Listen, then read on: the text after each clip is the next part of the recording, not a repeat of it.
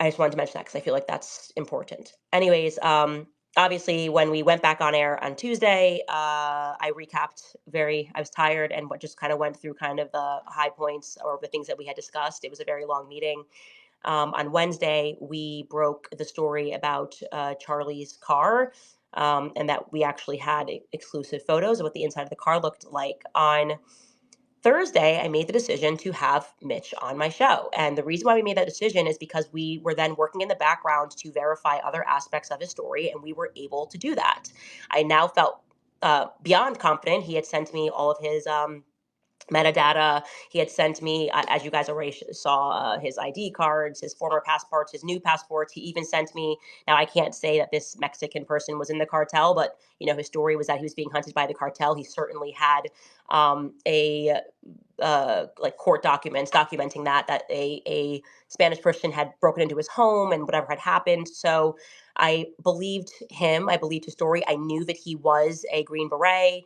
Like I told you, I verified that information right away, and I knew that he had stumbled upon this meeting, and he thought this is why they were pulling him aside. They may have thought something else, but it was substantially true. Everything he said was substantially true. Whether or not he saw Brian Harpole, I don't really know, right?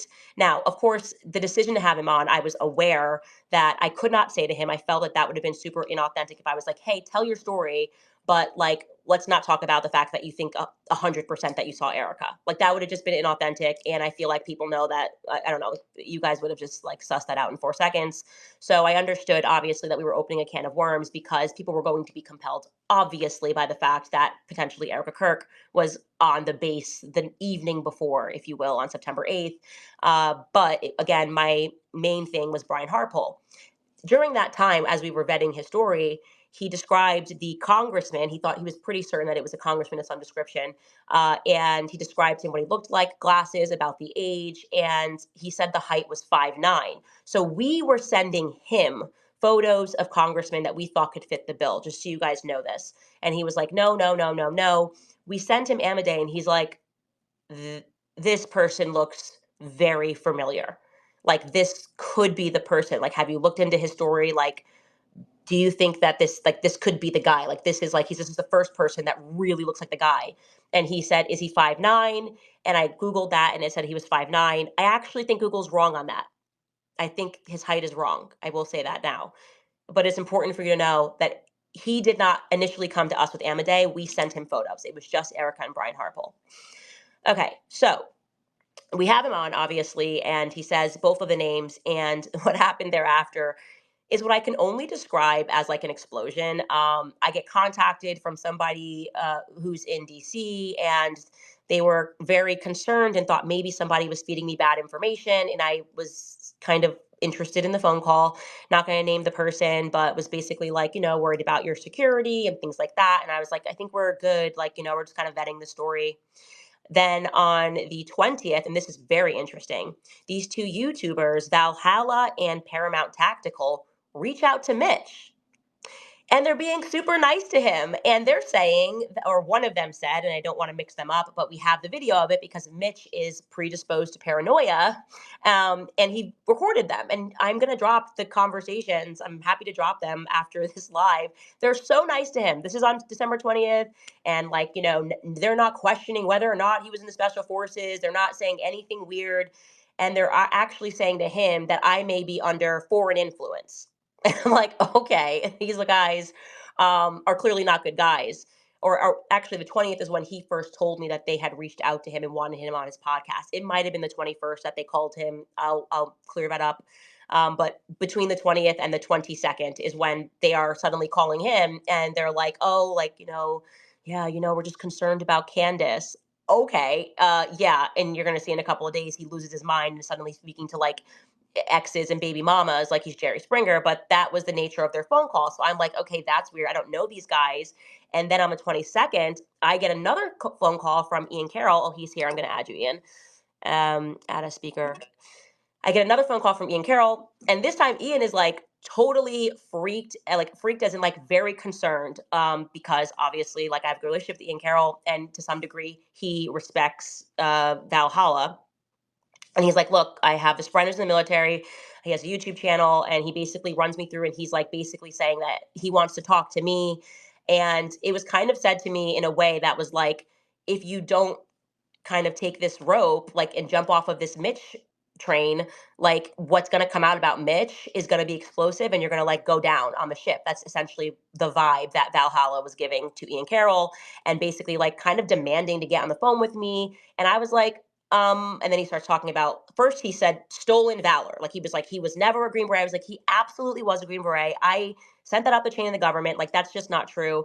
And it felt to me like they were clearly being quite aggressive with Ian on the phone, demanding to speak to me, demanding that I allow them onto my platform, talking about his like ex-wives. I was like, I don't care about any of this. And I said to Ian, this seems to me like they're trying to distract me with stupid stuff. Like, if he has something that is concrete that like Mitch somehow defrauded me or lied and did like definitively was not a Green Beret, then please just have him email it to me. And I said, and if he emails that to me, I will deal with it immediately. And I also made it clear to Ian that, because they were like, oh, then like she could get in trouble for fraud because she raised money for this guy and he wasn't even like a Green Beret. I was like, first off, he never asked me to raise money for him. So the idea that he was doing this to defraud me for money, that came out naturally when I was live. I said I would do a give, send, go, because I said people were going to start digging up things. Like, I just had a feeling like I thought it would be other people, but I just felt like, oh, let's like raise money for him. He had a tough life, whatever. And I had that court paperwork of what he was going through. So that was natural. And not only that, but the very next day, which I will show on my show this week, Mitch sent me an email the day after I started the Give, Send, Go. The morning after, he sent me and Skylar an email and said, "Thank you so much for raising money, but I do not want to accept this money from you." And he was very self deprecating. He was like, "I'm just a fat, ugly man, and I just wanted to help, and I don't deserve this. Like, I don't deserve this from the public."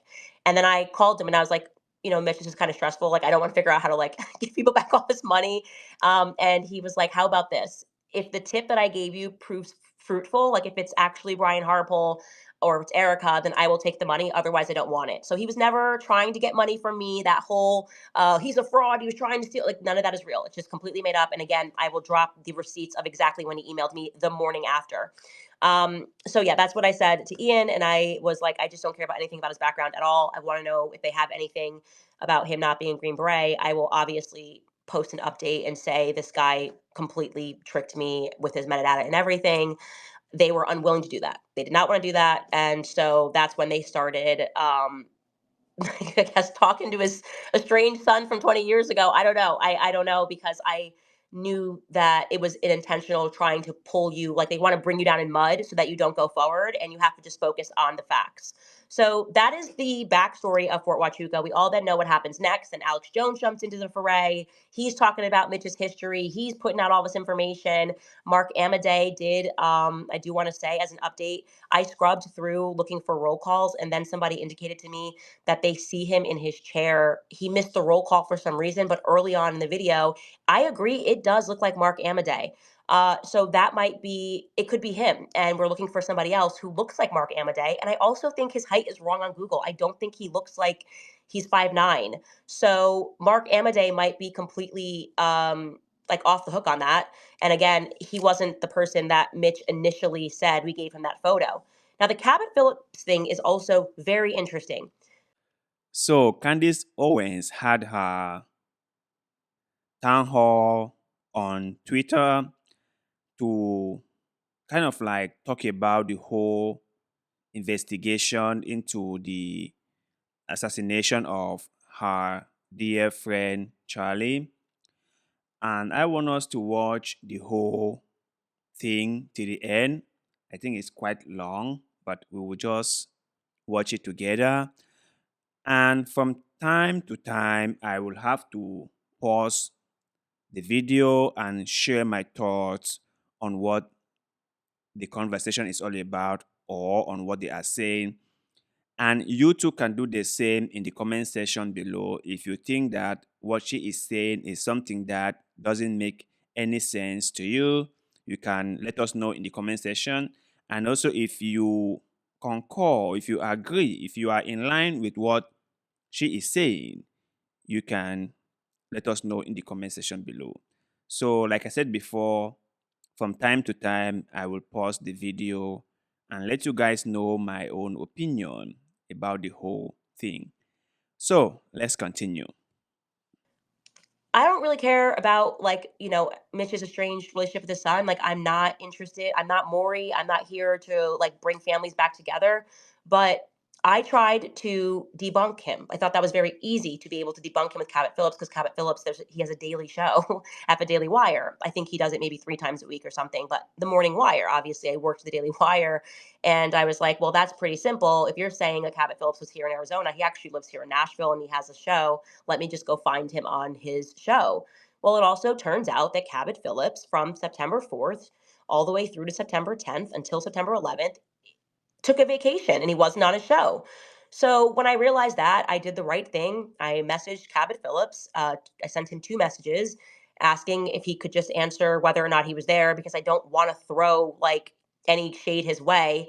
I had sent him, just to get to the Cabot Phillips bit, I had sent Mitch multiple photos of guys like this person. I thought maybe Dan Flood. This, he's like, no, no, no, no, no. I gave him no context, but saw that Cabot Phillips was trending, and I had no idea he was one of Erica's exes. I sent him the photo and he's like, that's the guy. That's the guy that was with her. And again, I'm now relying on Mitch's memory. I don't know what his facial recognition software is. If it's like mine, it's terrible. Okay. I can meet someone like 5 times and still not place their faces. But if it was my husband, he can meet someone once and he's like, that's him. We saw him at the airport in New Jersey. You don't remember. And I'm like, of course I don't remember. Some people have it, some people don't. So I just wanted to try to confirm it. Cabot Phillips did not respond to me. Okay, he's not, you can say he's not required to respond to me. That's fine. I'm giving you the information. I would probably respond, like, just because it's such an easy thing to do. But that was interesting. I was compelled by that. He said that he thought the person was potentially a pilot or would have had pilots in his family, because Mitch said, I'm a watch guy, and I recognized his watch, and it's a watch that pilots wear. It's digital, it had a yellow button, whatever, whatever. Well, there's never been anything publicly about Cabot being in the military. So I was like, that seems wrong to me. And then sure enough, I dug up a post that his grandfather was I don't know, like awarded high honors in the military and was an Air Force guy. So I was like, okay, well that's another like interesting thing that's happening. I would like to look further into that. Now, in terms of people saying that, Erica doesn't owe you an alibi, I didn't ask Erica for an alibi. So when suddenly I realized that Paramount Tactical was speaking with Andrew Colvett and she was providing an alibi to Andrew Colvett, well then suddenly now, if you're going to provide an alibi, then let's provide an alibi. Like, you know what I'm saying? I'm happy to just like communicate whatever that alibi is. I never demanded it privately. I didn't demand it in her face. And I still don't, even if she had said, yeah, I was at Fort Huachuca, I was at a hotel and I was dropping off a package, that doesn't necessarily put her at the meeting the next day. But Mitch did say that the person who he thinks looks like Cabot Phillips was at that meeting the next day. So obviously that's interesting. Like, obviously, if we're investigating this, we should just, like, we could check it off the list and move on. I have messaged Brian Harpole, just so you guys know, thus far, I want to say 4 times, at least 3 times, asking him.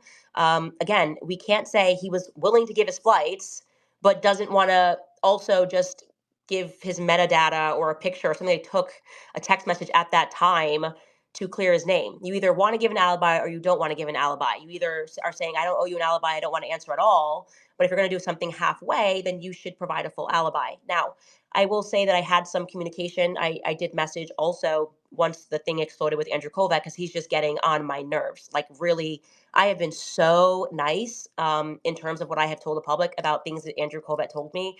He's starting to like a little bit play with the bull, and we're getting real close. We're getting real close to me just saying, if you guys really think that I have not been fair, you will really recognize how fair I have been if he keeps pressing me. And I felt very pushed by that Paramount Tactical thing. These people are lunatics, blah, blah, blah. It's like, bro, send me a text and I could have shut it down immediately. But you're like, I'm assuming you're also the person talking to Andrew. I mean, speaking to Alex, because Alex did say on his show that he spoke to Turning Point USA people and like he had Brian Harpole's flight. So it's pretty obvious. It seems like they're working behind the scenes, and that's annoying me. It's annoying me a lot, actually.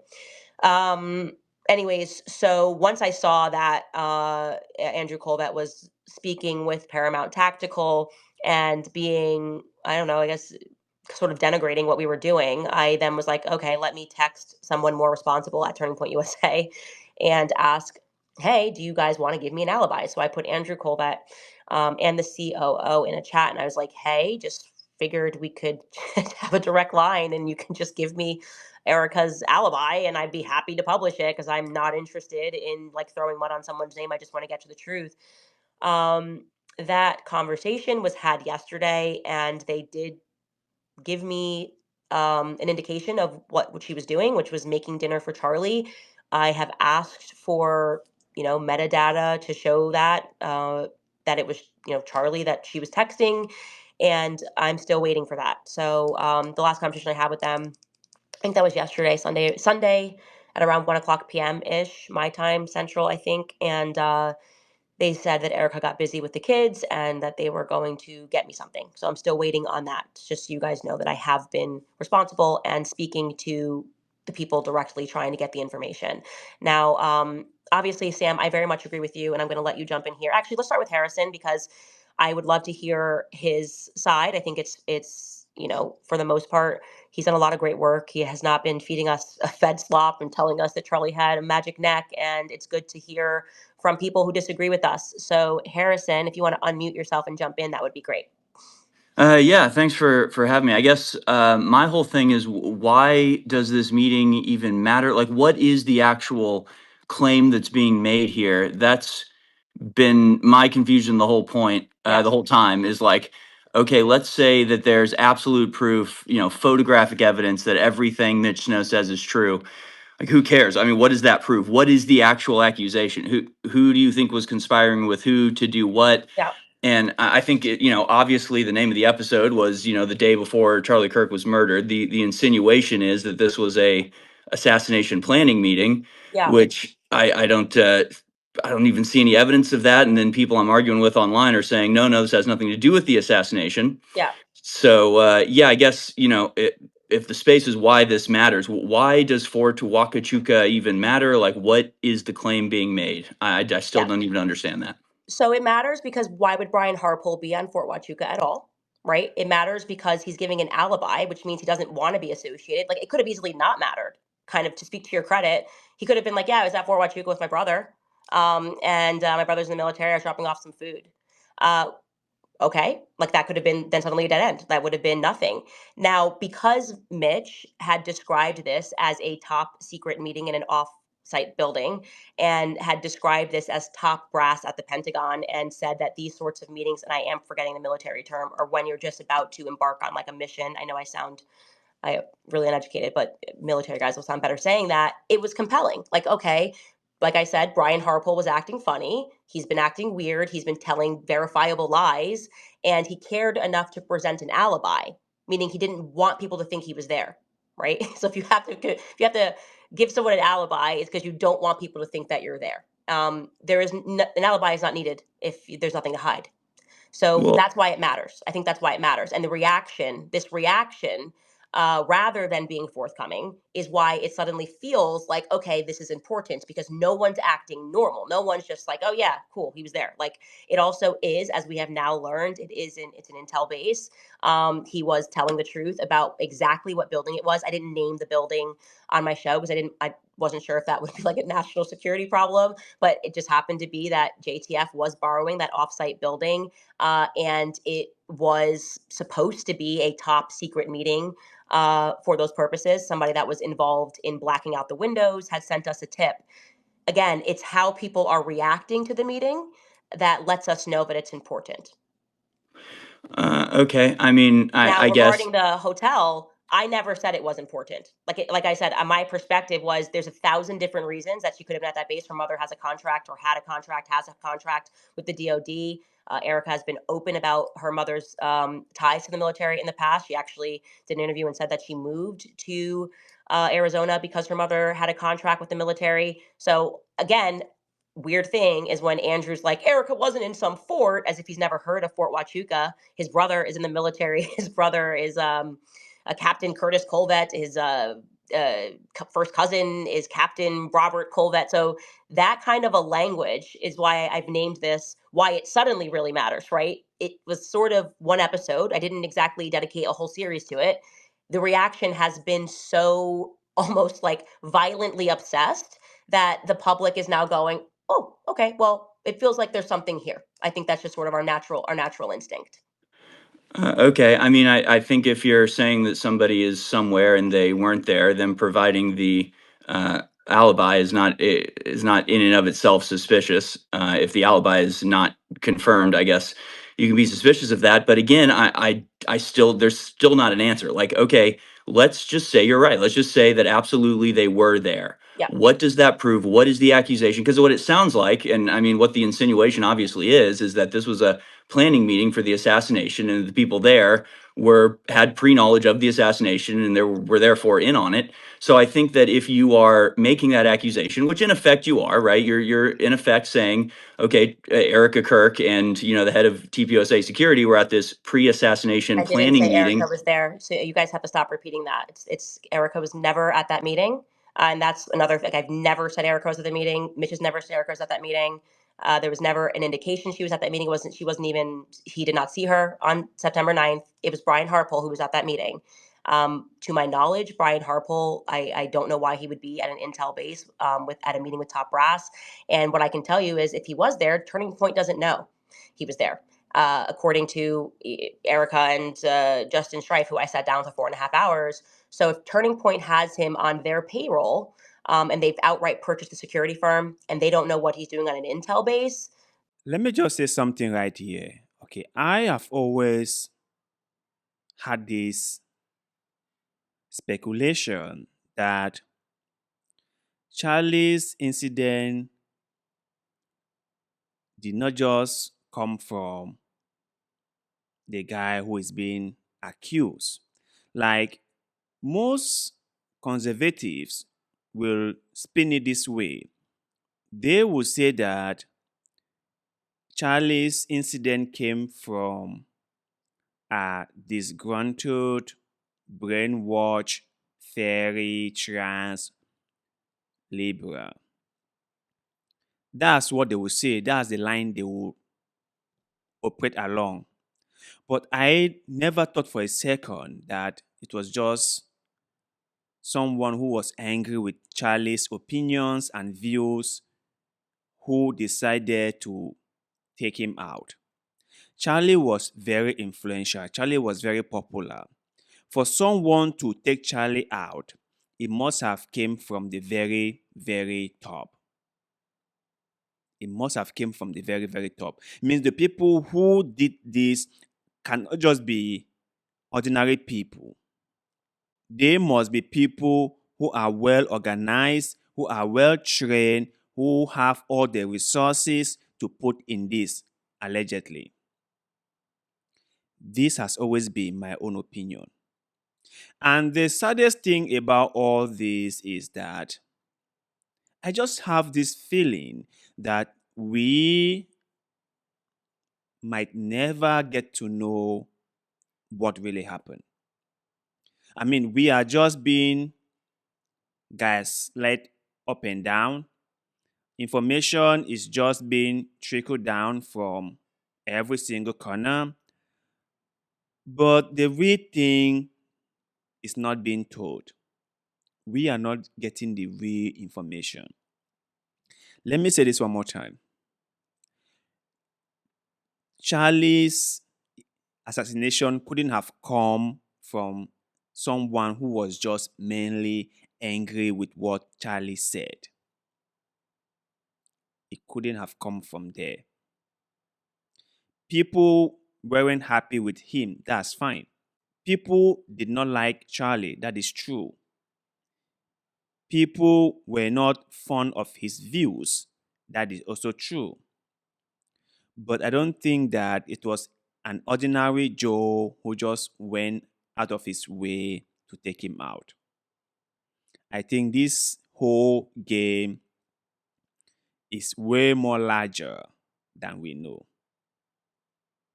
It is way more larger. And the other thing I've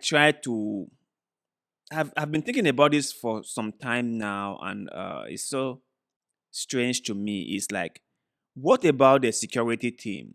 What about those who were hired to protect him? Have they been held to any account because it is their failure. This was a huge security failure on the part of the security team. Are they being held accountable for that? Could they be held accountable for that or not? These are the things that really, really bother me. But let's continue with Candice. Yeah, it matters. And we don't need to know the conclusion to follow the clues here that something's wrong. So that there's this fashionable thing where people are always like, well, what's the final thing you're saying? Well, we don't know the final thing that we're saying because that's not how an investigation works. Well, Like you we you have to can, but follow the thing that's the lie. We have to follow, okay, if, you know, this guy said he was here, he wasn't. Well, what does that mean? I don't know what it means yet. I don't know what it means yet. What I'm saying is the reaction to this is not normal. Brian Harple shouldn't be on an intel base if Turning Point doesn't know about it. And he's presented an alibi that doesn't actually cover where he was, but he felt it necessary to give an alibi. So I don't know, interesting, and I think we have a right to think. So um, if okay. that's So cool, I'm just gonna let somebody else jump in right here. Just I think is that okay, Harrison? Or do you want to just have a final thought there before? sure. I'm okay. So Erica Kirk was not there. You don't believe that Erica Kirk was there at all. She wasn't there So on the 9th. She was not seen on the 9th. It's not about whether I believe she was there. She wasn't seen on the 9th. That was never said. He never said it. I never said it. okay, but Yeah. she was seen on the 8th. Yes. And not Okay. at the Intel meeting, not in the Intel uh headquarters or whatever building they were using. She was not seen with the top brass, nothing like that. Okay. So So the pre-assassination planning meeting happened on the morning of the 9th. She was seen in the area on the afternoon of the 8th, but those were unrelated. She just happened to be they are there. related because of the person she was with, who he Uh-huh. believes looks like Cabot Phillips. He did see that person at the meeting on the 9th. Okay. Yeah. So again, so you are saying that basically these people were there to conspire to kill Charlie Kirk, right? I You mean, can keep saying what you're saying, or you can listen to what I'm saying. But if you want to just say what you're saying, just say it and don't put it behind you're saying. Just say, hey, I'm Harrison and I'm saying, right? That's easier, I think. So what did you Okay, say? hi, I'm Harrison. What I'm saying is Yeah. that in 2 months, nobody is going to remember the name Mitch Snow or Fort Huachuca, and this is not going to go anywhere, and that this is a nothing burger. I just think it's an absolute nothing burger that's not going to lead anywhere. I mean, maybe I'm wrong. But you can prove me wrong. But again, my whole thing has always been that this devolves into this question of like, was he there? Was he not there? And the whole time I'm just going, what does it matter? If the conclusion is that he's a complete liar, it's the exact same outcome as proving that these people were actually there, because so far you haven't connected it to the assassination in any way whatsoever, except that maybe this guy thinks that he saw people that are around Charlie Kirk. And my whole point is, obviously the insinuation is, I mean, again, when you're saying Erica Kirk was there, but not actually there on the day, but in the area, but not because of the assassination meeting, but it's like, okay, clearly the insinuation is that these people had something to do with the assassination, and you can make that claim or not, or pretend that you are, or pretend that you're not, but you obviously are. But like, that's all. I don't really care about Okay. any of that. Thanks, But Harrison. you Thank have you. to. Thank you. Let's skip somebody. I think, Okay. just for you to say something clearly and obviously and clearly doesn't make it clear or obvious. Okay. I'm following this investigation. Charlie was assassinated. I'm going to take every step and I'm going to say what I know at the exact time that I know it. So I cannot say that it was definitively an assassination meeting. I can say that I have a feeling about this meeting, that if it is in fact Brian Harpole there and he's lying about that, then that's not good. It's not a good thing because there's no reason to lie unless you have something to hide. But thank you so much for your feedback. I appreciate that, and hope to speak in the future. I am going to allow Ian. Did you want to jump in here? I'd be happy to, but depends on what you want to talk about. I had to jump in late. I was in a different meeting when I got some text messages of like, "Yo, get in here." Oh yeah, I was just mentioning. I was giving the timeline and just telling people when you and I had the call, and you were kind of just trying to give me a heads up about, Valhalla. I think it was Valhalla, right? That wanted to speak with me about Mitch and that his backstory was stolen valor. I wasn't sure if I got something wrong, but I thought it was Valhalla, right? Yeah. I mean, there's been a lot of people that have been trying to get a hold of you. I'm like a regular conduit for people trying to get a hold of you. You know how it Yeah, is. yeah, Um, exactly. but yeah, definitely there's been it was once things started to fire up, people were starting to talk about like what they saw as holes in Mitch's story. Yeah, And it's been very interesting to watch how that has evolved on channels like Paramount Tactical, especially. Yeah, and now I don't know if it's evolving or devolving. Yeah. I do But want to say though, real quick though, is that I was expecting Valhalla to go way more off the rail. Like he definitely voiced his opinion when he did his episode with all of his evidence. He definitely came out hot and voiced his opinion. But I actually was pleasantly surprised by how Valhalla did that in the sense that based on what he knew and the source that he had, he condemned what he saw as what Mitch was and what Mitch's actions were. But he also didn't like I felt glad that he didn't overstep himself and kind of blow up on you too hard and try to like over extrapolate what he was showing. But I also have been watching what other people have been bringing out about Mitch since then that seemed to make me question whether what Valhalla had was the whole story. So I'm just kind of sitting back and yeah, and watching all that the was also evidence. another thing. I think that's a good point, Ian. Is like people that were pretending that they were speaking to like his like baby mamas and his son that he hasn't spoken to since he was 2, by the way. So if he hasn't spoken to him since he was 2, the implication is his son knows his father through his mother. That's like what happens when you don't speak to your father Yeah. since you were 2. But it is interesting that they didn't do any background checks on the women, like Yep. who then I saw, and I didn't want to again get dragged down in the mud, but like they had had accused a few men, but they stayed away from that. It was like, no, no, no, no. Like this is what's out there about Mitch, and that's why I was saying to you, like I was like, this feels to me like a way to distract from what I basically am trying to do, which is I feel like I'm the only one that's actually trying to debunk Mitch, like Yeah. going to Brian Harpole, going to Turning Point USA, and saying, hey, like give me something. I'm happy for this to be wrong. Whereas everyone else seems to just be trying to distract. I do want to let's go to let's do Ryan and then Isabella, and then we'll do Diligent Denizen. I think that's right. Yeah, Diligent actually his app kicked him down. You should re-add him. I did. Yeah, cool. Yeah, Candace, I'm just jumping in here listening right now, so I'm gonna hang out for a minute and then Cool. I'll jump in at the end. I love the way Candice is on her toe about these things, and that's what I have always. That's something I've realized is that people from time to time take her out of context, or sometimes just add things and try to put words in her mouth, just go around saying things that she never said. Like what the speaker just said right now, that she said Erica and the head of the security firm that TPUSA hire were in that location. And she was very quick to debunk that. Had it been that she wasn't there to say, no, no, no, I didn't say that, that is what the media would have run with. And they do this a lot. They try their best to pen her black on whatever she says. Now, listen, she has said things that we could criticize her on without adding more to it. There are so many things that she has said that even though I love her, I was like, this is a little bit too far. But we cannot just keep on putting words in her mouth. We cannot just keep on saying things that she didn't say. And one other thing, if you are being asked to provide an alibi and the one you provided is wrong, it means that you are hiding something. Because the reason they are asking for you to explain where you were at a given point in time is in order for them to strike you out as not being involved with something. If they ask you, where were you at this particular time, they want to know if you were involved in the incident that took place or not, or you were at a certain location at a certain time or not.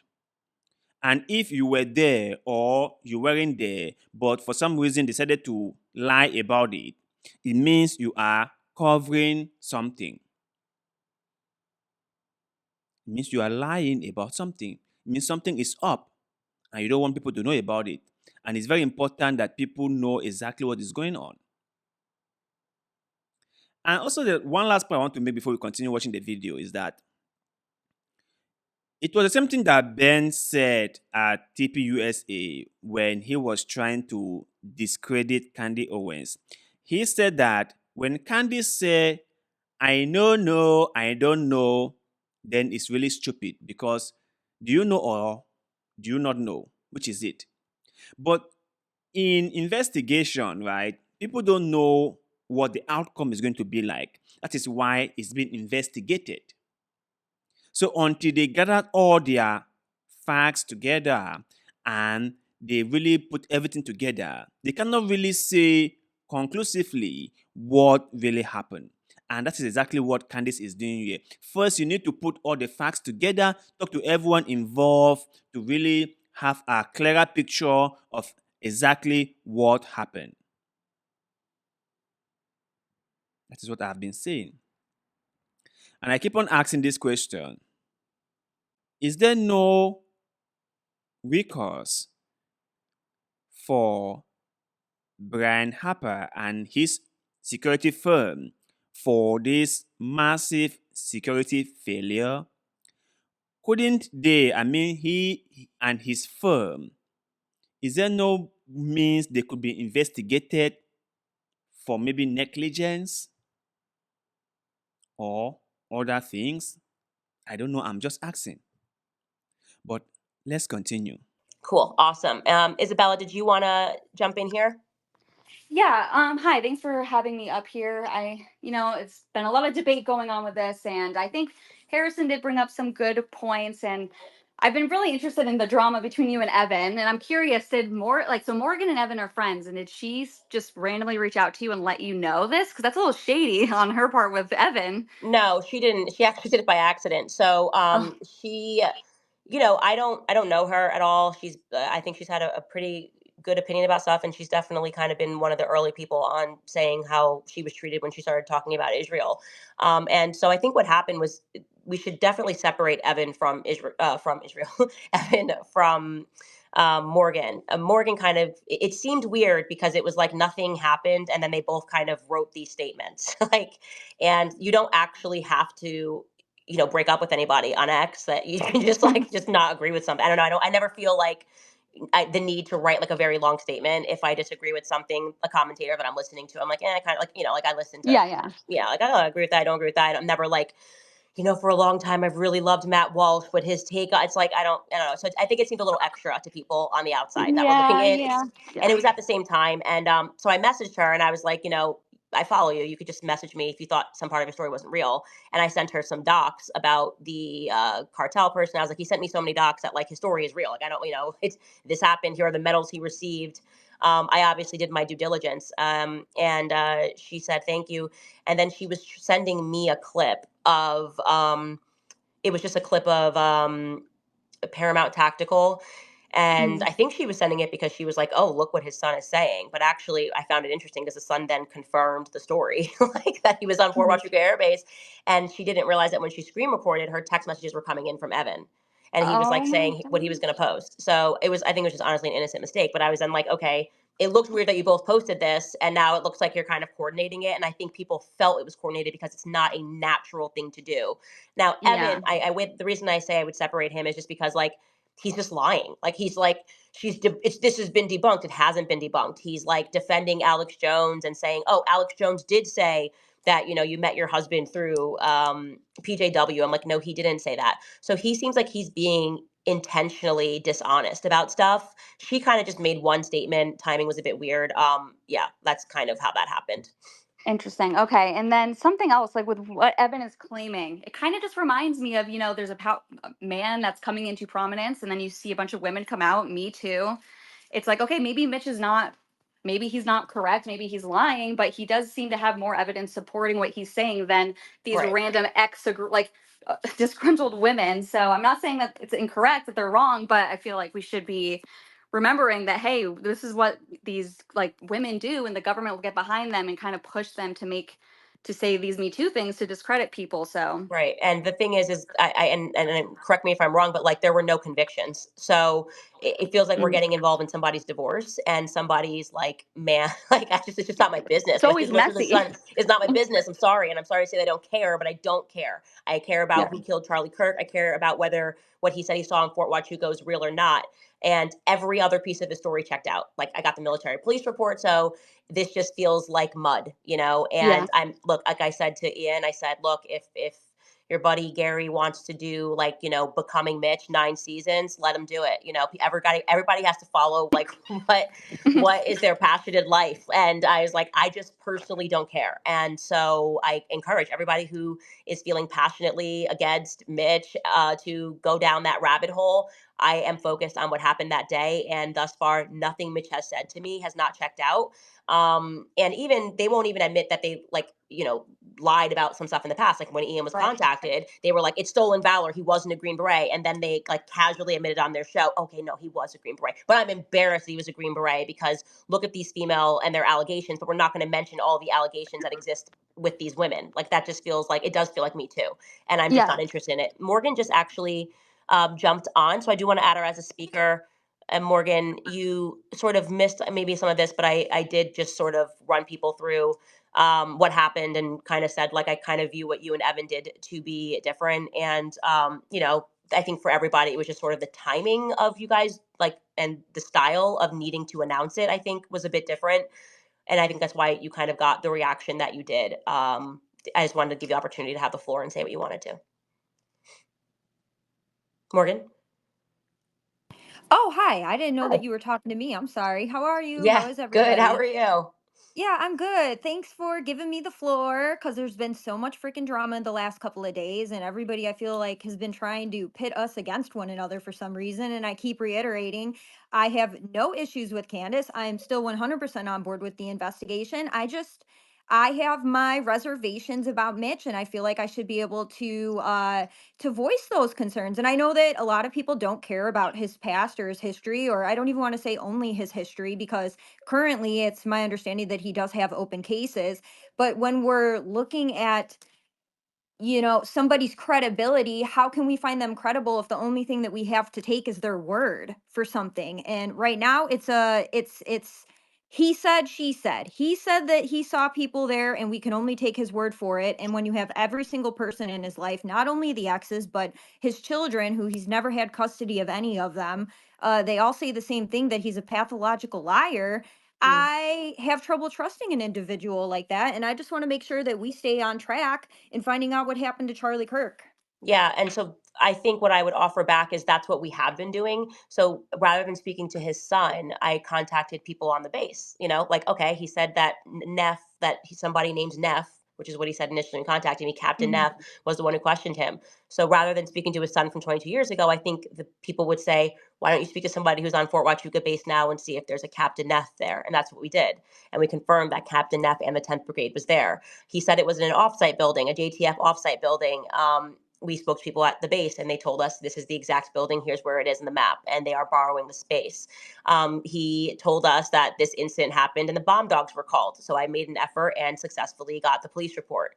That's how we verify whether or not he's a pathological liar, is by verifying what he said, right? And so that's why, as I said before you jumped on, I reached out to the people that were involved. I reached out to Brian Harpole 3 times. He wanted to give an alibi in the sense of, like, giving flights for 3:42 that afternoon. Okay, so what's stopping you from giving us what you're doing at 7:30 a.m., right? Like I said before, right? People can just go on to make their own assessment. They can say whatever they want to say without really putting words in Candice's mouth, or without really putting it behind Candice. Candice has her own way of doing her own things, and people might or might not like it. But then again, everyone is entitled to their opinions and the way they want to do things. So if you think that the way Candice is going about this is not the right way, or won't come to anything good, you can just go on and do it the way you think it will heal anything good. She has to be very, very careful. I don't know how long I need to really emphasize this particular point on this platform. This is a very, very controversial issue, and Candice is putting herself in a very, very dangerous spot. And if she's not being very careful, a time will come when she might be sued to thy kingdom come. Believe me. It was the same thing I'm not saying that the situations are the same. I'm just making an analogy. I'm not saying the cases are the same. But what I'm saying is, Alex Jones was talking about the Sandy Hook incident and claiming that it was all a hoax, it was all a stage. And he kept on with this narrative for a very long time. And then the hammer was dropped on him. And when the people decided to go after him, it was a very, very horrible thing for him. Same thing with Candice. Now, I'm not saying the cases are the same. That's not what I'm saying. I'm just saying that sometimes, as a popular person, when you pick up something like this, which is very controversial, which has a lot of turns and ups and downs, you really have to be very careful with what you say. You really have to be very careful with the kind of information you put out there, because you might say something that will come to haunt you in your dreams. You might say something that in a couple of years might be your own downfall. So Candice must be very careful. She must make sure to vet every single information before she shares them. I know she's way more smart, okay? And I understand she knows about all these things. My point is, for those of you out there who feels like she's not doing anything substantial, or she's not calling the names of the people who did what you guys might think have done, you can call the names of those people yourself and be responsible for calling out their names. Candice will do what she thinks is best for her. That is just what I'm trying to say. Now, you're trying to say that what she's presenting is of no value because it might not get anywhere, is your own opinion. Now, you can also take upon yourself the responsibility to figure out what happened. You can also go out there and do a thorough investigation and point fingers at all those whom you think are responsible for Charlie's assassination. You can do that.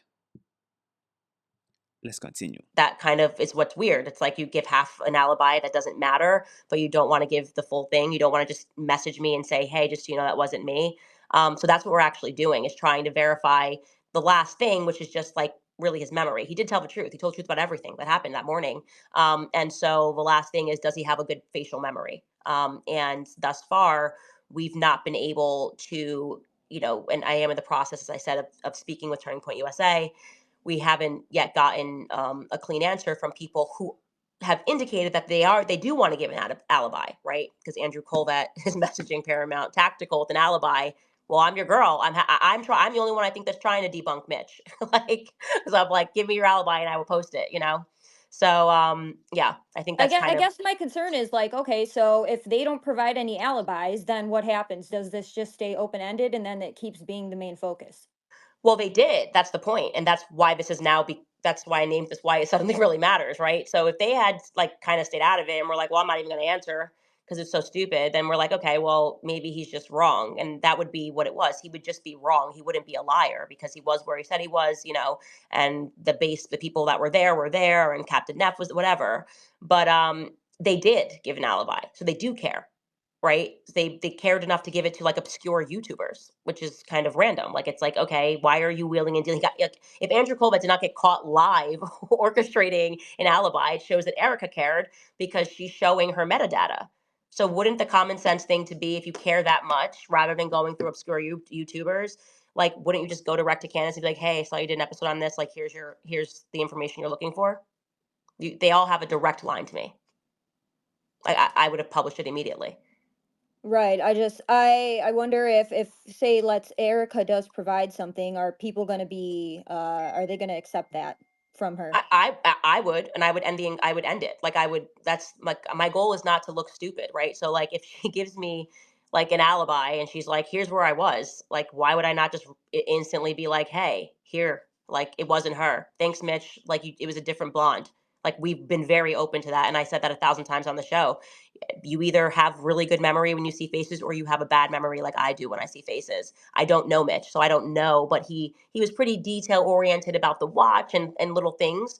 And I think beyond anything else, the reaction when Andrew Colvett is wheeling and dealing behind the scenes, it then makes things really compelling, right? If he didn't get caught on that live, I probably would be neutral. I mean, I did one episode on this. Everybody's acting like I've done like becoming Brigitte. You know what I mean? Like we've been investigating the Charlie thing. We've covered so many things. I do one episode on Mitch, and everyone's like, "No, like we gotta talk to his high school classmates. We gotta talk." It's like, dude, like, like everybody calm down. I'm getting threats of lawsuits in the background. So like Ian was like, I gotta talk to you before your next episode. Is what his text was because they were putting pressure on him to get me to stop reporting on this. They didn't want me to even interview Mitch. So I just find that to be compelling. Like, what is this panic about? Especially because you could end it in 4 seconds by just messaging me and being like, here you go.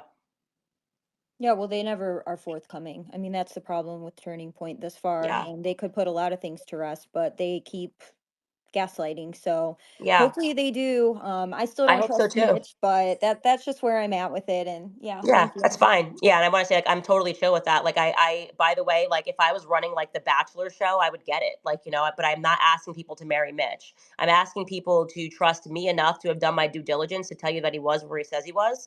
And I that believe, I do yeah. want to interject and And say, I do so believe that he's there, that he was but there. what I I mean, can't figure out for what other reason, because he didn't ask to come on my show. He didn't ask me for money. Like he literally had his friend send me an email saying like this is something that you should know. And then I asked him to come on the show. And then I randomly live said, I wanted to raise money. And then he, which you missed, Morgan, said to me, I don't want the money the very next morning and said, if the tip ends up working and it helps you solve the murder of Charlie, then sure.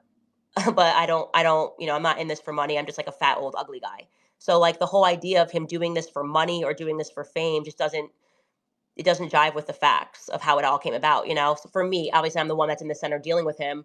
Um yeah, do I think he's like paranoid? Do I believe that he probably hasn't been like the number one father in life? Sure. That's just not my business. It's just genuinely not my business. Um, there's one thing with social media nowadays, right? Or maybe with commentators nowadays, right?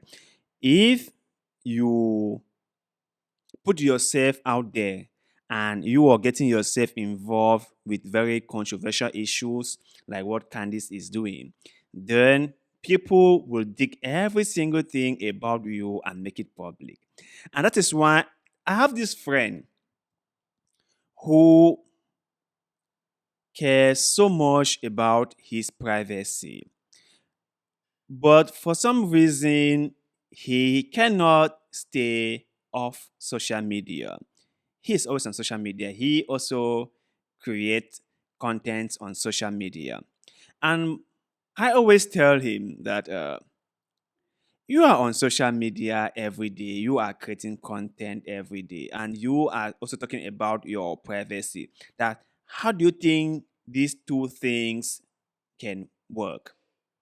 It's either you are on social media and your privacy is in the public, or you remove yourself from social media and be a private person. That's just it.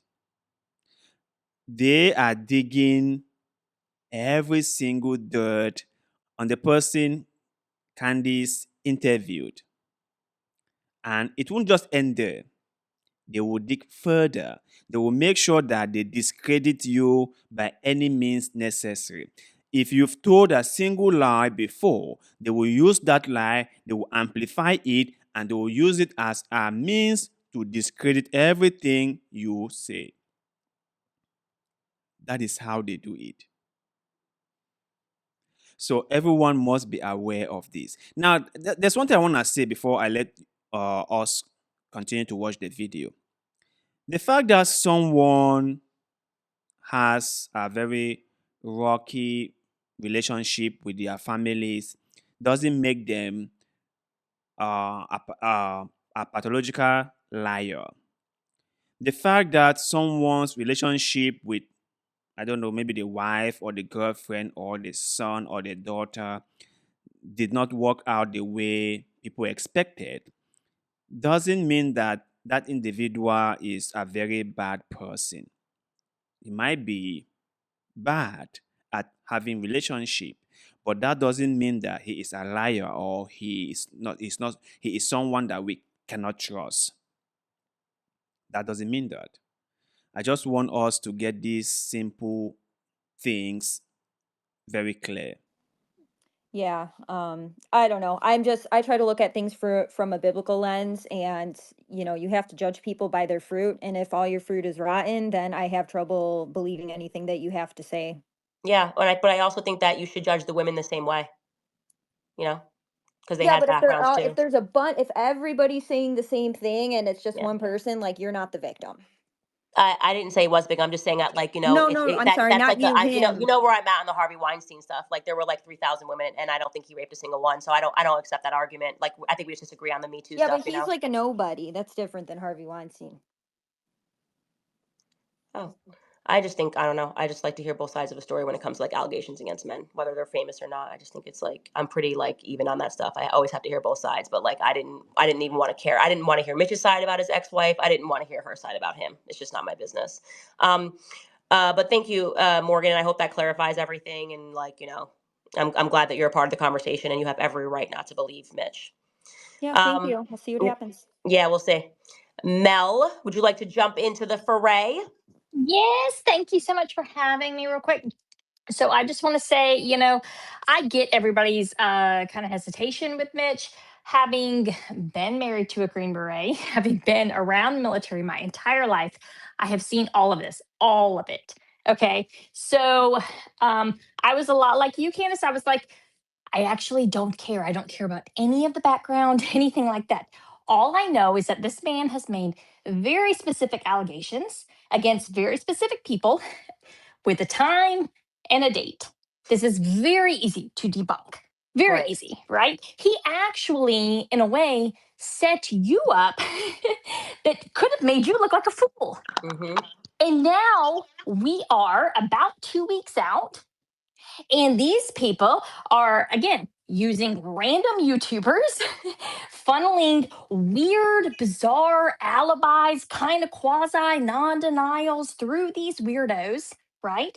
And we haven't gotten to the thing, to the just, hey, all you have to do is say straightforward, I was not there. I was not in Conchise County on this date at this time. This is not complicated. And again, Mm-hmm. Candace Owens is not a random person, okay? She's just not. She's not somebody with a small following. So people can say, well, they don't have to answer her. Well, that's fine, but they clearly care, okay? And when you have a large following and you get accused, or not even accused, because Candace hasn't accused, but when this comes up on someone's huge following, you answer it. You just do, okay? If you have an easy alibi, you just freaking do. I'm so sick of this pretending like, well, I don't have to answer all this crap. Right. No, It is actually, stupid. you do, okay? Sorry, but you do. Because you guys have been weird about everything from the get go, okay? And everything about Charlie's murder is weird, okay? I think weird is the one word that we can all agree on, Right. right? And Right. now I have looked into the NAR and Turning Point Faith and just the shadiness, the total shadiness surrounding this organization, which again is not its own organization. It is, in fact, an appendage of TPUSA, which means it is TPUSA. It's not like TPUSA Action, which is its own organization. People I don't think, really quite grasp the significance of that, of TPUSA Faith being an appendage of TPUSA. Mm. But so I know all of the like shenanigans that they've been involved in. So when I heard about this originally, I was like, yeah, that sounds about right. Now, I don't quite know what that meeting means. I know Harrison wants some very hard, like, wants us to make allegations. And He wants us to I, make a mistake, you know, more than yeah, anything else. I, Well, I, I don't. Hold on. Let's just Why go would I one step at a want time you? here. Like, you know, Why like would I we're want you to make a investigating. Like, mistake? I don't it's know like if you want me to things make a you didn't mistake, know. but I know you have pressed pretty hard for I want you to make a definitive statement, and nobody's ready to make that. Yeah. Actually, here's what I know. These are the things I know. I presented those to you last night, and then you came back at me with what? So you're going to accuse me of being paid for, which was really bizarre to me because I felt like I was pretty patient and not accusatory at all. Regardless, I'm not even going to go into that. But Well, okay, no, I'll go into it for a second. You said that I was pretending to forget that Charlie Kirk was moving away from Israel, and I was saying the weird thing was by me saying, "Look, I don't get what this whole meeting is even supposed to be about, or why it would be suspicious, or how it connects to the assassination in any way whatsoever." And that is somehow extrapolated to be I somehow think that the official story of Charlie Kirk's murder is true. I'm saying I don't I think the didn't Well, then say if that. you don't know, Harrison, then you can just keep watching the show. Like, you're not required to, like, you know, like, if you're not sure where it's going to go, like, that's kind of the point of just like we're all kind of investigating this together. You know what I mean? We've been crowdsourcing this investigation. We have smaller pieces, and the smaller pieces become bigger pieces. You Correct. know, do I know what it means that there are these like little flecks of what looks like there's plastic on the ground of the vehicle that Charlie was carried in after? No. It could mean somebody smashed their phone. It could mean somebody smashed their sunglasses. It could be one of the theories is like, oh, look at the ADS-B exploded. I don't know. You're like demanding. What is it? It's like, I don't know. I just got the picture, man. Like, you know, and so I think your energy is just, uh, frankly, and I'm not trying to be judgmental, but like, it's a little lame, I guess is a nice way to say it. It's just pretty lame to like try to put this like unnecessary pressure or make it seem like it's weird that we have questions about why Brian Harpole would be at an Intel base if he's actually there. Like, what do you get? What do you mean? It's giving Ben Shapiro, you know? You never want to give Ben Shapiro. Just wait. You just want to wait and like see where it lands. If I start making allegations that are factually untrue, or if I don't recant something, if I go somewhere and it ends up being a dead end, then I would understand that energy. Like if like, you know, Erica did hand me her perfect alibi, and I was like, well, I'm not going to say it because I just want to put it out there. But I was actually really hesitant to put Mitch on the show because you know, I wanted, he was like 100% certain it was Erica. He was 100% certain it was Brian Harpole, you know? But I wanted to be very careful about how I went about things. And so I think that we just don't appreciate like people that actually care and are standing up to the feds right now unnecessarily being sort of tossed to the wolves by like your perspective, which is like, if you don't have a perfect narrative and it's not neat and buttoned down, then don't speak. Like, no, guys, keep speaking, keep asking questions. And if you're on this, like listening right now, you're going to get things wrong, and that's okay. Just you have the courage to say you're wrong. And that's what I do. I always do that. I just say, you know what? I thought this, it's actually wrong. Let's pivot. Okay, I mean, I don't know where you're getting this idea that I'm saying don't do research or anything like that. I Well, when, am okay. confused why it's been a week of talking about this meeting and I still am not even You because guys are the ones it's talking been about it. because it's I've been been off air for 8 days. Like, it's been what kind of three energy is months. this? I Like, know, I've but been off I air for know, 8 days. You guys I have know. been on InfoWars calling me a fraud, this, that, saying my husband's an MI6. Like, what do you mean? Why is this a conversation? Because you won't let it go. I had him on the show. That was it. You know, we were investigating things behind the scenes, like, you know, reaching out. Like, he had already reached out to people for allies before I even had him on. You know, like, hey, this guy said this, whatever. And then all of a sudden, you guys every day are obsessing over it and making up lies. Like, you guys are the reason it's big. Like, respectfully, like, this is the work of you and Alex Jones and Paramount Tactical and Baby Mamas from 2000s. Like, you know, you guys made it a thing. You Uh, guys made As, fetch as a fetch. You know friend what I of both mean? sides, can I hop in and mediate real quick with one Yeah. statement? Um, because I think, firstly, I think that a lot of people come at this journalism from different angles. Because, and obviously, I can't speak for either of you, but Harrison does more of reporting on what's already happened, and Candace tends to make her career out of reporting on trying to figure out what is the next end of the story. And you guys, you know, you both stray into both lanes. But also, I want to draw the distinction that Harrison has not been making all the same claims as Alex all the time. Alex is definitely a distinct voice from Harrison, and I've always really respected Harrison. I'm not saying that I actually disagree with him on this take, but I do think that this he's not the whole InfoWars crew, and the whole InfoWars crew isn't Alex Jones. And Harrison's reporting hasn't been the same as Alex this whole time. But Right. also, I think there might be a little bit of coming at investigations from different angles from the nature of the journalism that you guys both do. Candace is not letting this issue die anytime soon, and she would make sure that she sees it to the very end, which is great. Which is great. I love her. Like I've said before, right?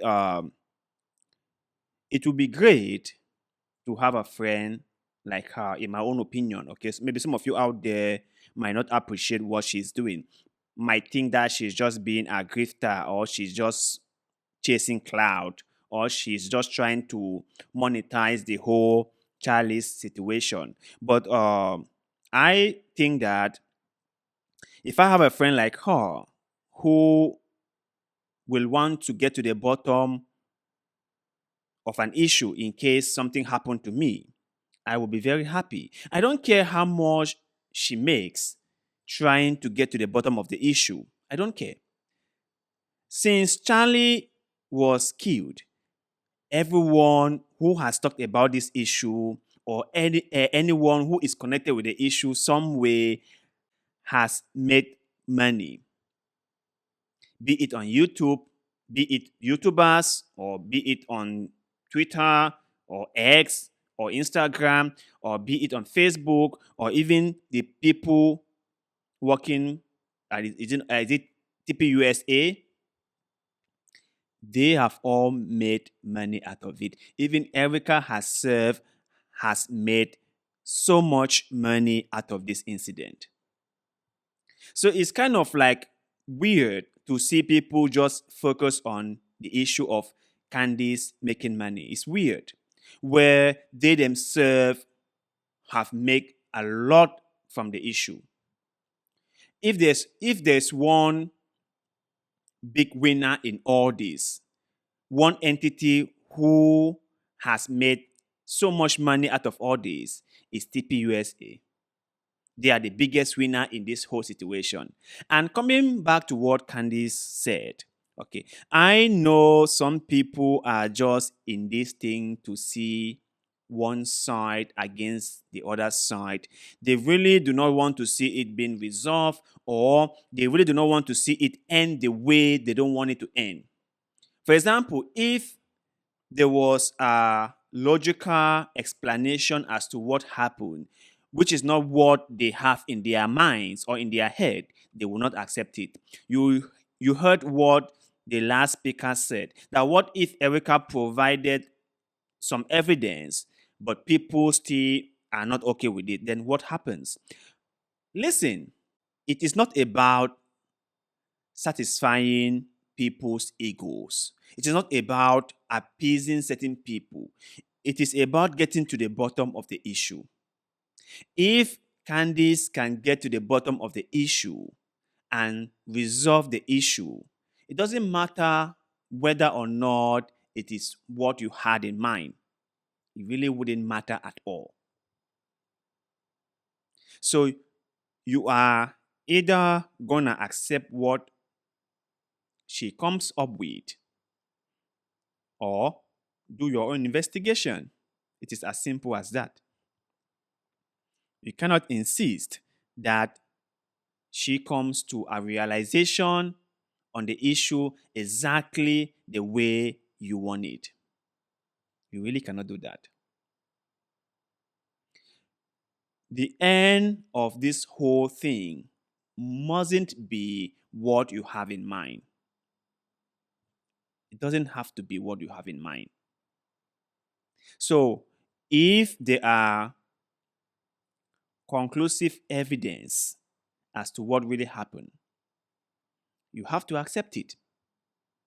If you don't accept it, or if you think the evidence are not good enough for you, you can do your own investigation. It's as simple as that. You can just go out there and tell people that what they offer you isn't the truth, you don't believe it, and you want to do your own investigation. You can do it. You don't have to just keep on insisting that Candace Owens be your mouthpiece. No, you cannot do that. You really cannot do that. One other thing I want to say about this disavowing and distancing yourself from other people. And if there's an incident that occur and people will be forced to distance themselves from other people. And I'm like, why? Why? If I want to, of course, I will do it. But if I don't want to, then you have no right to push me to do it, to force me to do it. You can do it yourself. You can go out there and disavow anybody that you want to disavow. You can distance yourself from them if you want, but you don't have to push me or make it like if I must do it. No. You have your mouth to do your things. I have mine, and we can all do what we think is best for us. That is how it is supposed to be, isn't it? That is exactly how it is supposed to be. So, let's continue. Yeah.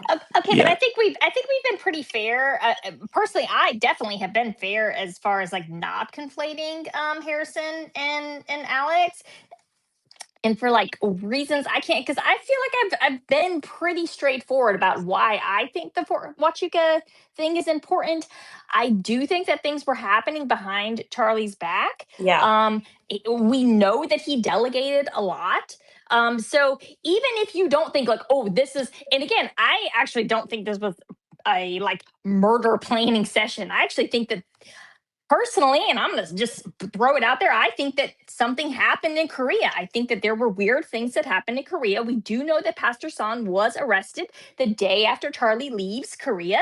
I think that there were some weird things that were going on. And I think that Charlie wanted to maybe step back from the role that TPUSA Faith was playing in this kind of global foreign policy, forward apparatus that his organization was being used for. And We by the see, way, I can tell you guys that like Rob McCoy and Charlie did not love Rob McCoy. That whole speech right. about him being his pastor, he had voiced his concerns about Rob McCoy.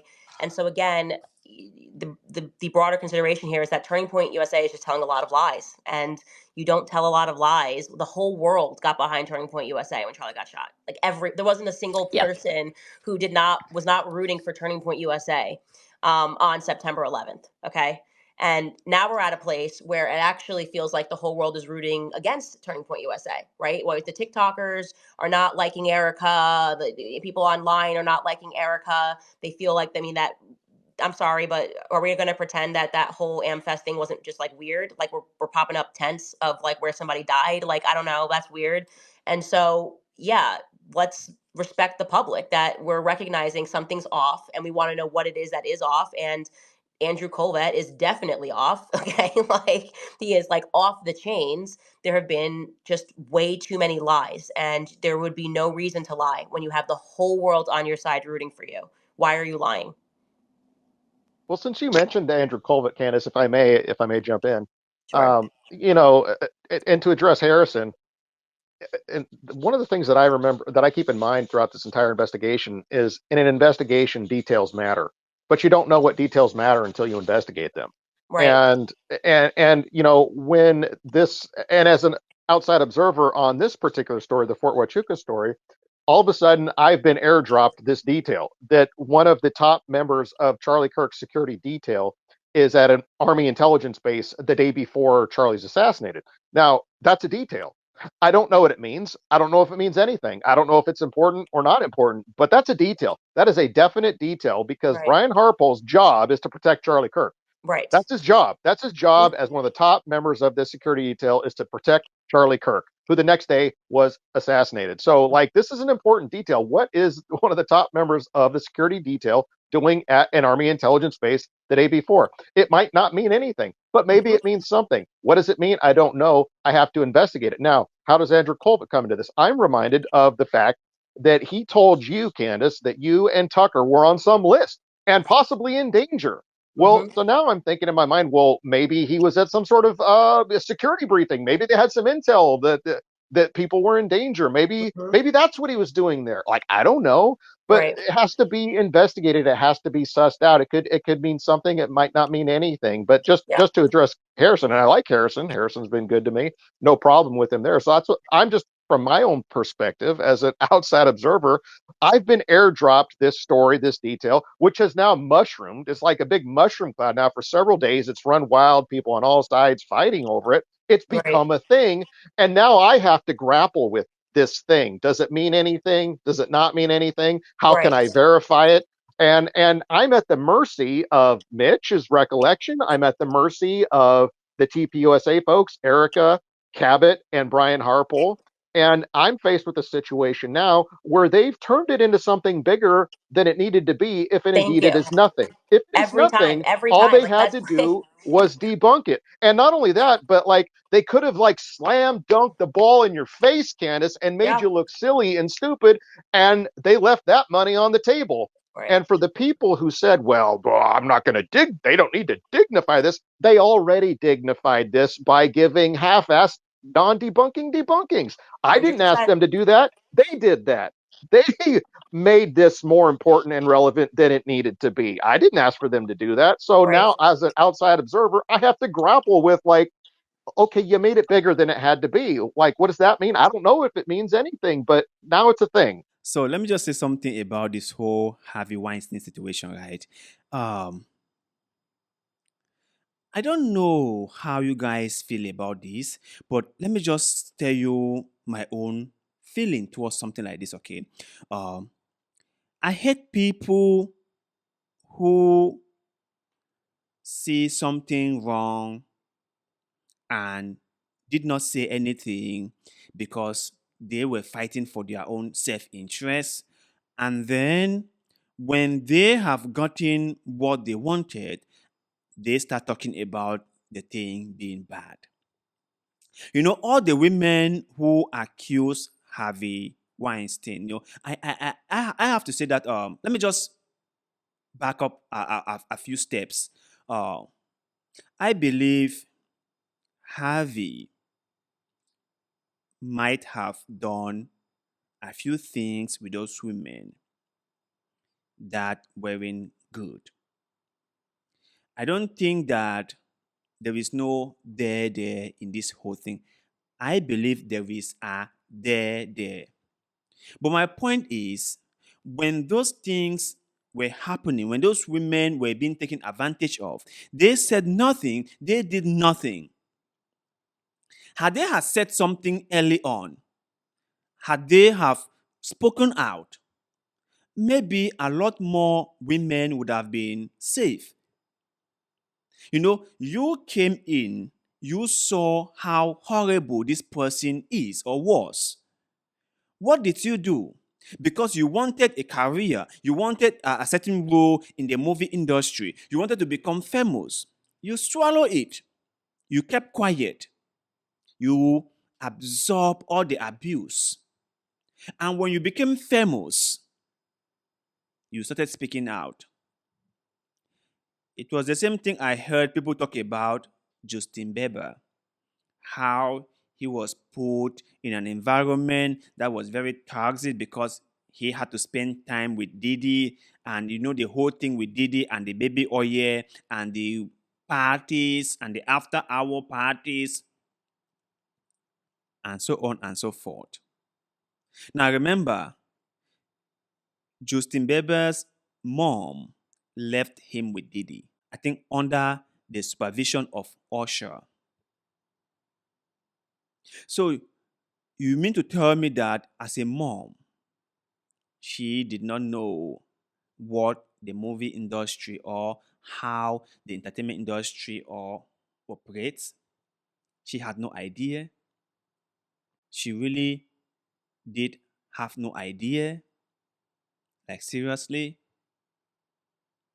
I just don't like people who wouldn't speak out because they think it wouldn't benefit them. I don't like it. Honestly, I don't. If you didn't speak out before, don't speak out now. Don't make it sound like if you are a good person. All those women who came out and start accusing people here and there after the whole incident with them happened many years ago. They are not good people. They are not good people at all. Because if they were good people, they would have spoken out when the incident took place. They would have done so, but they did none of it. Why? Because they value themselves, they put their career first, they were greedy, they have an interest to protect. That was what they did. So we should get it straightened up. Okay, you made it bigger than it had to be. Like, what does that mean? I don't know if it means anything, but now it's a thing. Now it's a I thing that I think have that to that deal with. is how everyone feels. Like you are voicing exactly how everybody feels. We didn't know what it was going to lead to, and I was like, I mean, I couldn't have been more deferential in saying that this could literally lead to nothing. But like because of this weird prayer and the way it came in, I think that we should follow it. The reaction has now made this feel so crucial, and it again, why you do not need to wheel and deal behind the scenes, Andrew Colvett. And if Erica, as she did, is going to hand me Brian Harpole's alibi, then they care to clarify it, right? If you care to clarify his alibi, then get the rest of his alibi, right? What is the halfway? What is the halfway? Here's his flights for the evening or the late afternoon, but we don't know about 7:30. And I did ask that question, by the way. That just reminds me. I asked that to Turning Point USA when I had the conversation on the phone yesterday. I said, what's up with Brian Harpole? I've messaged. I'm happy to like debunk this, but this guy is certain he saw Brian Harpole. And they said, they told me that there was no, basically the relationship between Brian Harpole and them had soured. That's what they told me. And they didn't just tell me that yesterday. I want to be clear. They also told me that when I sat across from Erica on the 15th. So there's not open communication right now between Brian Harpole and Turning Point USA. Yet, they did feel it necessary to give his flights for the 15th. Well, if your perspective, and if I'm Turning Point USA and I'm going, okay, well, he's not answering this question, don't you think they should want to know if he was there that morning? Like, shouldn't they be like, hey, like, where the heck were you? You were on our payroll, actually, and you were supposed to be with us, and so now we like require to know where you were. And so there's also this nonstop lack of urgency with Turning Point USA, a lack of caring. Like they almost think like the details are funny. They don't care. I think that's how the public feels. They certainly don't care about any of this. Like, why else would you have a tent? Like, it's quite morbid. It felt like a seance to see that tent up and people taking selfies under it. And I think that that disturbs people. I think that there has been something spiritually disturbing about a lot of the decisions and communications that have been coming out of Turning Point USA. So thank you, Sam, because I think that you really just hit the nail on the head there in terms of why this suddenly feels very important when we were all willing to accept. I did one episode on this, guys. This wasn't like it wasn't like I'm not married to crazy. this, Candace. I'm not married to this guy. I'm not married to Yeah, this theory. Like, if it's nothing, then it's nothing, right? yeah, And I still suspect that there's a good chance it could be, there's a really good chance it could be nothing. And I'm going to need personally, I'm going to need really big receipts to believe it. right. But like, but if Brian Harpole's job is to protect Charlie, which he failed at, by the way, like let's just be real honest, he failed. The team failed. They failed. If I'm TPUSA, like, how did you guys fail this? And if Brian Harpole's attention was split, or he was elsewhere, his head was elsewhere, he was going to meetings elsewhere, he's doing other stuff. Like, I want to know that. You're right. I totally agree. Myron, I'm going to let you jump in here too. I see your hand is raised. Yeah, sure. Can you guys hear me good, or am I Yeah, coming in?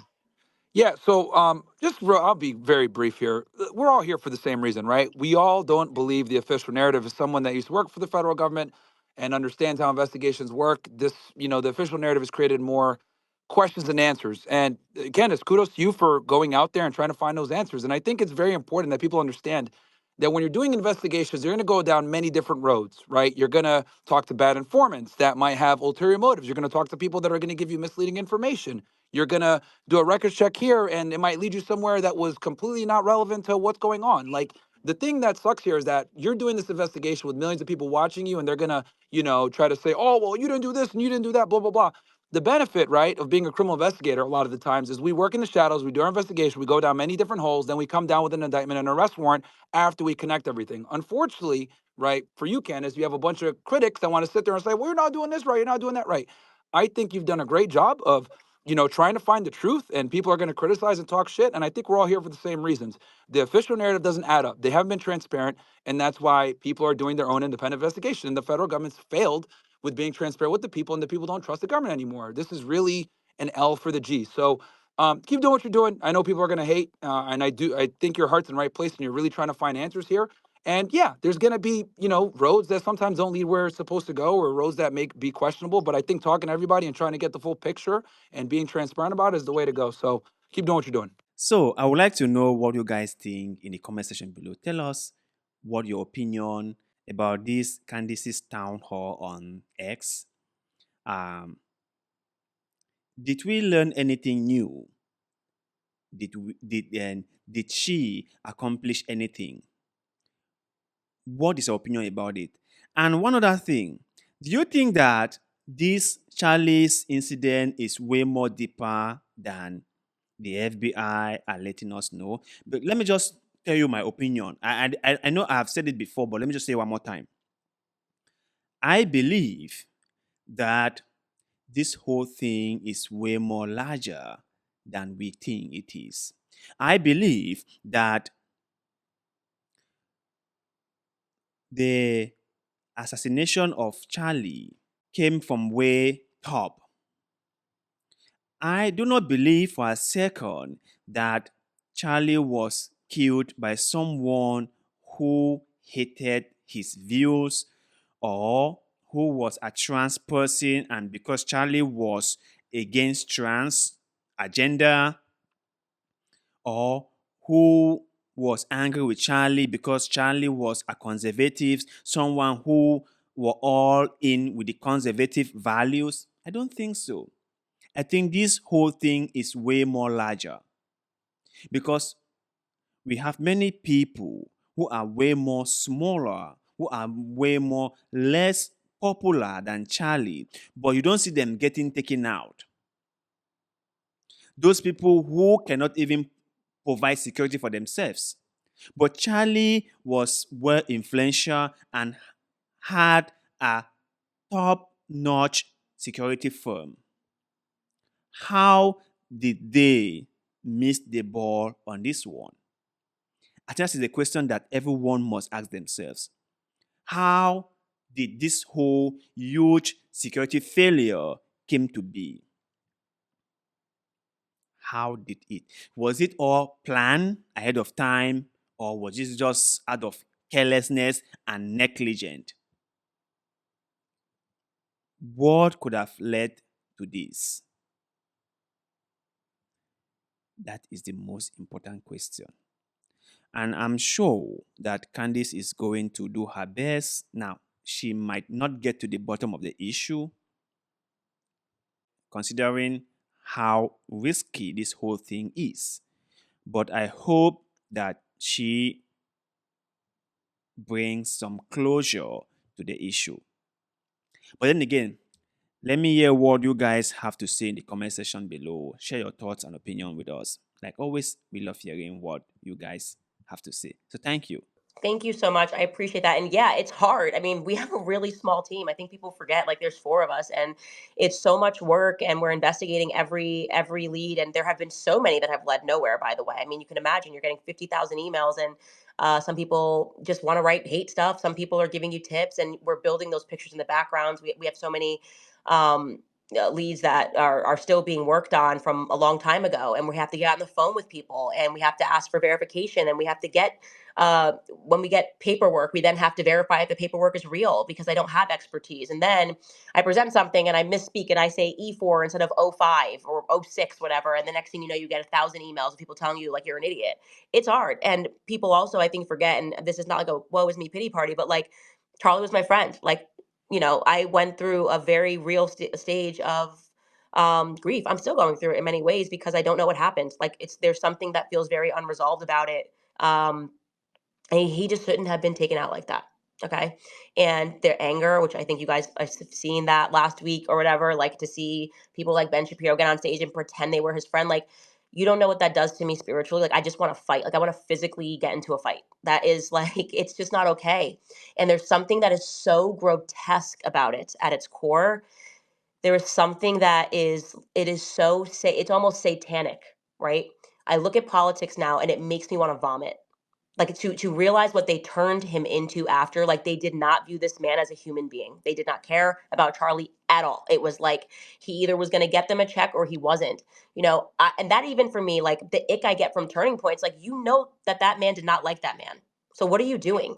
Is this really just about like who writes you a check and gives, like, they can just buy a friendship with Charlie? Like, it angers me, and I still have to like contend with that anger, that upset, and also trying to, okay, let me divert my energy into this investigation and trying to figure it out. So I do ask you guys to just recognize that, like to recognize that there's a lot going on. And I will always, if I get something wrong, which is what I was open to doing, like I said to Ian, I was like, if you want to send me an email and he has the smoking gun proof that he wasn't even a Green Beret, I will run it and I will own it. But that's not the case. And so it just feels like petty. Like, if you're going to use your energy, like, we don't need you finding his exes, man. Like, we really could use your help. Like, like, Yeah, I mean, look, professional criminal investigators don't get it crazy. right a lot of the times. There's a reason why a lot of cases don't get solved. People don't get indicted, they don't get charged. It's not easy to run an investigation. It's even harder to do it with a million people trying to Monday morning quarterback everything that you do and criticize every single thing that you do. So I totally understand, coming from that world myself. So look, you're trying to find the truth. I think you've been good about transparent. Like, if you make a mistake, you correct it. And one of the negatives is you're out there in front of everyone, so people are going to give their Yeah. opinions, and that's the negative.